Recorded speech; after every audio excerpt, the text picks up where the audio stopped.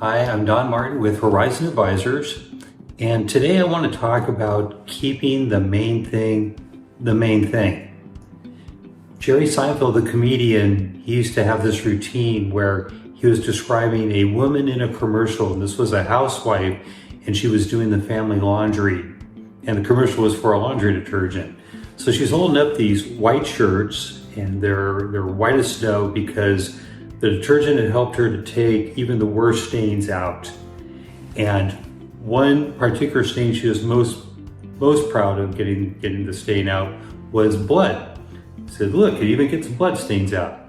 And Jerry would then pause for a couple seconds. He would say, if you have blood stains in your clothes, maybe laundry isn't your biggest problem. And the reason why I'm telling the story is that the same principle takes place in financial planning all the time. And the principle is this: too often we solve a problem using a strategy, but it stops short of solving the real problem, the bigger problem. And so today I'm going to share with you 3 case studies that illustrate this problem. And then I'm also going to, at the end, give you an actual strategy that will help you to not just solve the problem at hand, but the bigger problem that it addresses as well. And as I share with you these case studies, just know that there's going to be a common thread that's woven through all 3. So see if you can notice what this common thread is, this one trap that everybody falls into. And then at the end of the video, I'll tell you what that trap is. Okay, here we go. The first case study is called The Pain of a Happy Retirement. So a couple of my clients came in and they were very proud of their 401k. Had pretty close to a couple $1 million in it, and they were fairly young, so it was pretty unusual that they would have so much saved. I congratulated them. And I asked them, what is it like spending now that you're saving so aggressively for the future? And they said, well, here's the thing, we've had to really tighten our belts and say no to a lot of spending decisions. We'd rather say yes, but it's worth it to us. We want to have this kind of retirement. And I asked them, well, what kind of retirement are you describing? At what level of spending would that be in the future? And they said, well, we don't really know. And I said, okay, well, in terms of your savings, how much do you need to take out, or how much do you need to save every month in order to have this quality of life that you want in the future? And they said, well, we really don't know what that is either. We just hope it's enough. And so what I did is I got their data, their financial data, and fed it into a financial planning software where we could project into the future some kind of likelihood of what their spending might be at the rate they're going. And it blew their minds, because not only was projected their future spending going to be much better than what they had now, but much better in a huge way. And so what I told them was, okay, so too often we make the decision to save for the future, and it is a good idea, but at the same time, we're not really serving our present. And see, quality of life is a funny thing. It doesn't, as much as we want it 20 years from now, it doesn't start then. Quality of life really needs to start now. So the decision is not the future, or having a good life in the future, or having a good life in the present. It's really having both in the right balance. And so we were able to show, using this software, that close to $2,000 a month that they were putting away for the future, they really didn't need to. They could still have this wonderful retirement lifestyle that they'd be very comfortable with, and they would be able to save $2,000 a month less and put that right into their present cash flow. And of course it blew their mind. So they were saying, well, good, well, maybe we can untighten our belts and maybe say yes to some of those spending decisions we were saying no to in the past. And I said, surely, that would definitely be a good thing. So the next case study is called The Living Trust That Was Written in Stone. So another couple came to my office, and what we were going to do was review their living trust. So right away I noticed the date of the trust was 15 years ago, and I asked, has this trust ever been updated? And they said no. It was pretty expensive back when we first got it, and look how many pages we got, so it must be good. And I said, well, here's the thing with living trust.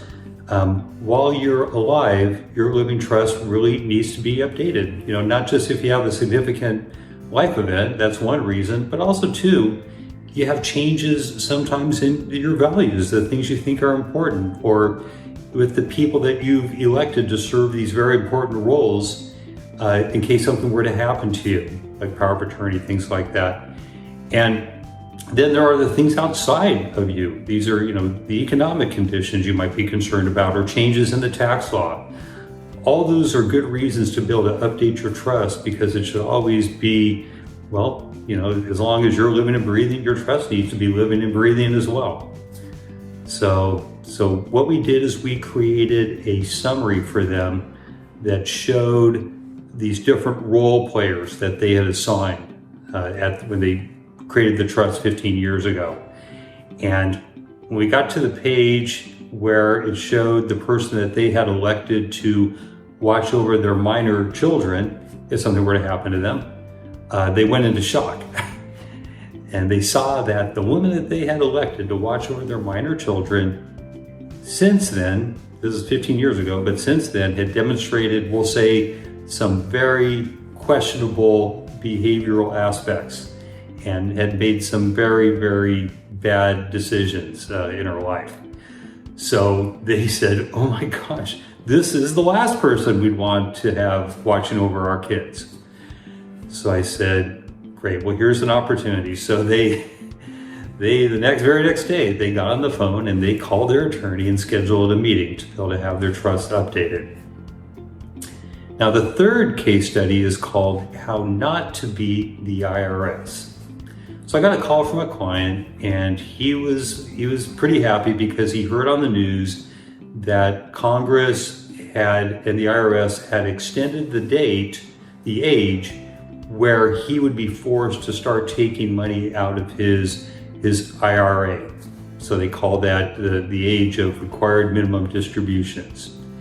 And he said, great, so I don't have to show more income and pay more taxes.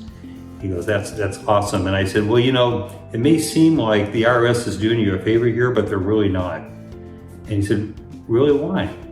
And I said, okay, well, think of it this way. You know how on your water bill, when it comes every month, if you look at it closely, you can see that for your water usage for so many units, they will price you at a certain rate. But then if your water usage is more than a certain threshold, then they will price those new units at a higher rate. He goes, oh yeah, I'm quite aware of that. And I said, okay, so what if the Department of Water and Power were to call you up one day and say, okay, we are going to make it mandatory that you use more water than you need because we want you to bump up into this higher pricing tier, and because we need to make more money. What would you say? And he said, well, I probably tell him that that's not happening. And I said, right. Now, the funny thing is that that's exactly what the IRS is doing to you. They are saying that whether you need to spend the money or not at this certain age, you're going to have to take out a minimum.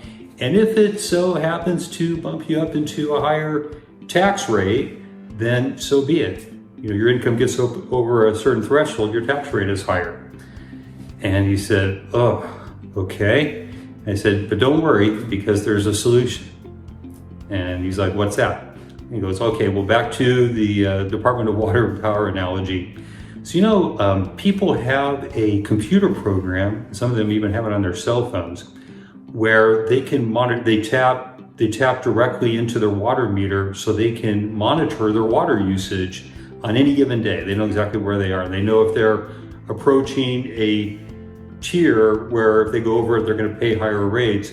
They can cut back on their water usage and not go above that threshold.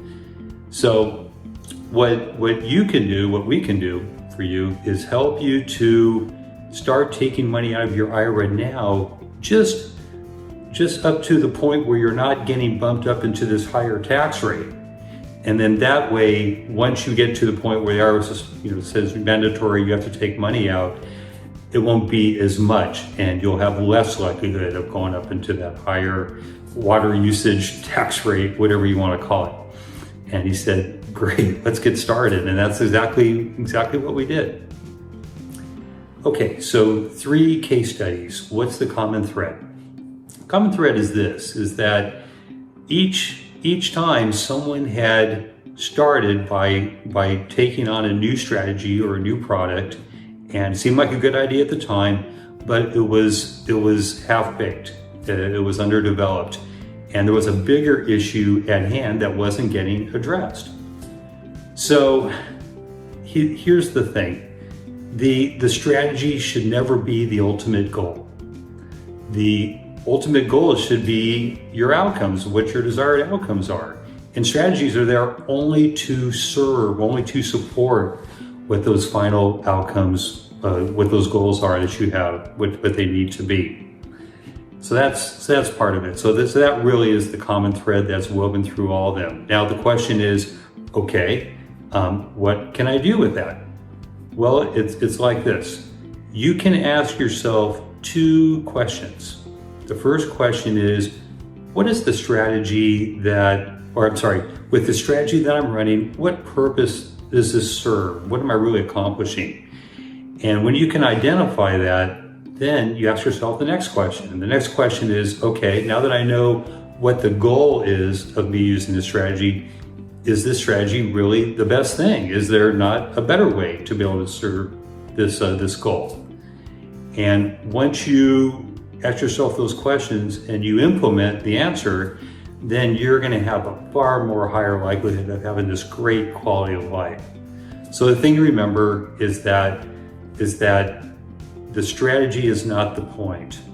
Having a living trust is not the point. Having instructions that are up to date and relevant so that your money goes where you want it to go and your kids are taken care of by the people you want them to take care of your kids, that's the point. Or saving on taxes in the current year by reducing your income, that's not the point. The point is having the lowest amount of taxes paid over your lifetime. And then saving for retirement sounds like it's the point, but it's really not. The point is having a good quality of life, not just in the future, but right now.